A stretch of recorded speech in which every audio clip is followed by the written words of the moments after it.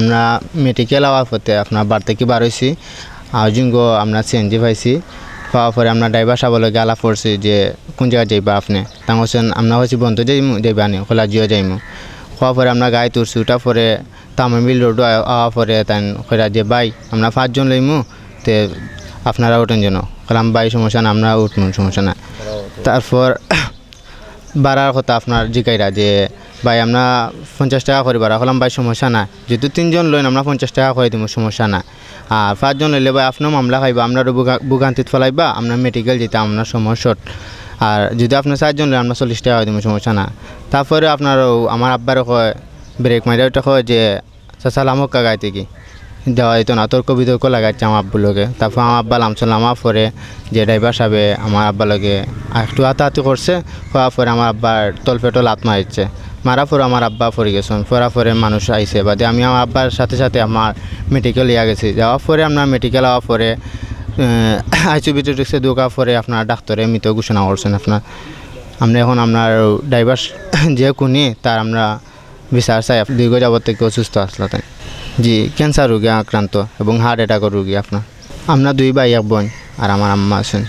আমার চাচা মনে করেন যে মারা গেছেন যে সিএনজি চালক সামান্য ভাড়ার কোটা টাকার জন্য লাথি মারে যে মার্ডার করছে সেই মার্ডারটার জন্য আমরা উপযুক্ত বিচার চাইতেছি সেই বিচারটা যেন হয়। আমার চাচার মনে হয় যে দুর্ঘটনা ঘটাইছে 19 ফ্যামিলি মেম্বার ওনার মনে করেন ফ্যামিলিতে বর্তমানে 2 ছেলে আছে লেখাপড়া করতেছে একটা মেয়ে আছে সেও লেখাপড়া করতেছে ওদের যে ফ্যামিলির যে অবস্থাটা এখন যে জায়গায় দাঁড়াইছে এই যে জিনিসটা আমরা মানে নিতে পারতেছি না। আমি ঘটনার সাথে সাথেই আমি বটেশ্বর বাজারও আসছি বাসার থেকে এসে আমি মানে শুনছি যে লোকের মুখ থেকে যে আমার মামারে একটা লাথি মারা হয়েছে যে একটা সিএনজি ড্রাইভার এটা ভাড়া নিয়ে উনি হসপিটালে মনে করো তো ডাক্তার দেখাই যেটা তো আমি তাৎক্ষণিক মনে করো এখানে একজন ডাক্তার আছে বটেশ্বর MBBS ডাক্তার জাকির সাহেব ওনার নাম ওনাকে আনিয়া আমি দেখাইলাম ওনারে দেখানোর পরে উনি আমাকে বললো ফরিদ ভাই উনি তো মৃত্যুবরণ করছে আপনি একটা কাজ করেন এরপরেও আপনি হসপিটালে নিয়ে যান। আমি তাৎক্ষণিকভাবে আপনার একটা গাড়ি একটা নয়া গাড়ি এনে আমি নিজে উঠে নিয়ে আমি হসপিটালে উমেন্স হসপিটালে নিয়ে আসছি আসার পরে এখানে তারা ঘোষণা দিয়েছে যে উনি মারা গেছে। যাক তাৎক্ষণিক আমি ওই যে সাপুরান থানার আমাদের ইনচার্জ আনিস ভাই ওনার সাথে যোগাযোগ করছি যে লোকটায় মারছে ওই লোকটা বটেশ্বর বাজারে আছে তো আপনি একটা দ্রুত একটা ব্যবস্থা করেন কারণ এখানে একটা দুর্ঘটনা ঘটছে এই মামলাটা তদন্ত করে দ্রুত মনোরকা বিচারের আওতায় আনার জন্য সুষ্ঠু মনোহরকা যাতে তদন্তটা হয় সেটা আমরা দাবি জানাচ্ছি। গাড়ির ভাড়ার কেন্দ্র করিয়া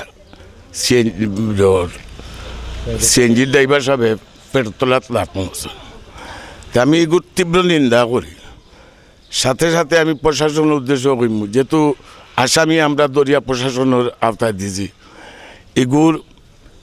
একটা পদক্ষেপ নিয়া বিচারটা আমরা যেন পাই। তাই আসলে খুব ভালো মানুষ আসলা দীর্ঘদিন যাবত তাই ক্যান্সার রোগে হার্ট অ্যাটাক রোগে দুরারোগ্য রোগে বুগরা আর গতকাল অনাকাঙ্ক্ষিত একটা ঘটনায় তার মৃত্যু হয়েছে। আমি জলাল ভাইয়ের একজন শুভাকাঙ্ক্ষী হিসাবে বা অত্র এলাকার একজন সন্তান হিসাবে আমি তার পুলিশের কাছে বা প্রশাসনের ঊর্ধ্বতন কর্মকর্তার কাছে আমি দাবি জানাইলাম যে তদন্তপূর্বক এগুলো একটা বিহিত ব্যবস্থা নেওয়ার লাগে। পাবলিকে আসামিরে দরিয়া পুলিশের কাছে দিছইন আশা করি পুলিশে তদন্তপূর্বক বিহিত ব্যবস্থা নিবা।